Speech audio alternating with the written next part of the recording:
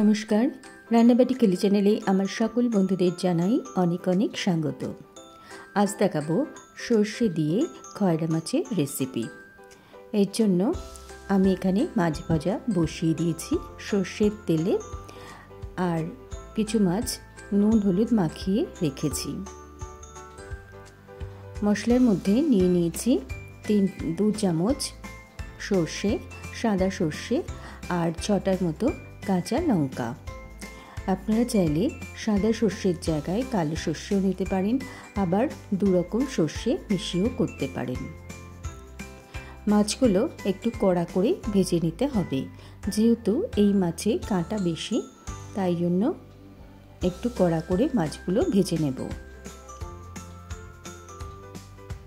এই মাছগুলো আমার ভাজা হয়ে গেছে, আমি তুলে নেব। আবারও কিছু মাছ আমি ভাজতে দেব।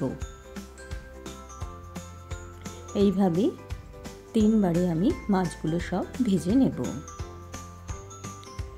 এখানে একটা টমেটো স্লাইস করে কেটে রেখেছি, আর 4টে কাঁচা লঙ্কা নিয়ে নিয়েছি, আস্ত দেব। গরম ভাতের সঙ্গে এই রেসিপিটা খেতে কিন্তু খুবই সুন্দর লাগে।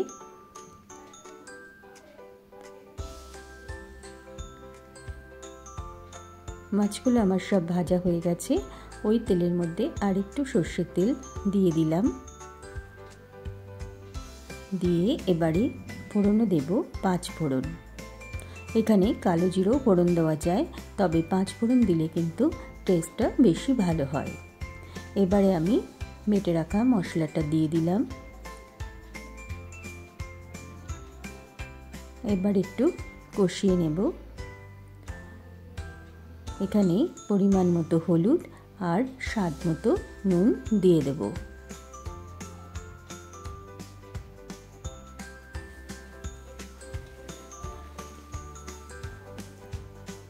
দিয়ে ভালো করে কষিয়ে মশলার বাটি ধুয়ে পরিমাণ মতো জল দিয়ে দেব।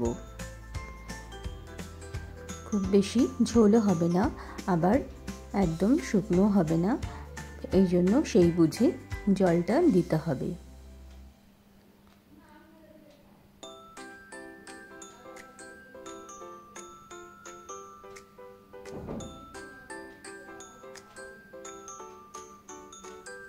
দেখুন, আমি পরিমাণ মতো জল দিয়ে দিলাম। এবার ঝোলটা ফুটে উঠলে তারপরে ভাজা মাছগুলো দিয়ে দেব। ঝোল ফুটে উঠেছে, এখন আমি ভাজা মাছগুলো দিয়ে ভালো করে ফুটিয়ে নেব। আমার সকল বন্ধুদের কাছে অনুরোধ থাকলো, আমার রেসিপি যদি আপনাদের ভালো লাগে তাহলে অবশ্যই একটা লাইক দিয়ে দেখবেন। আর আমার নতুন বন্ধুরা আমার চ্যানেলটাকে লাইক, শেয়ার ও সাবস্ক্রাইব করে দেবেন, আর পাশে থাকা বেল বাটনটা অবশ্যই প্রেস করে রাখবেন, তাহলে আমার রান্নার নোটিফিকেশন আপনাদের কাছে পৌঁছে যাবে। দেখুন, মাছের রেসিপিটা আমার হয়ে গেছে। আমি এবারে ধনেপাতা দিয়ে নামিয়ে নিলাম। হয়ে গেছে আমার সর্ষে দিয়ে খয়রা মাছের রেসিপি।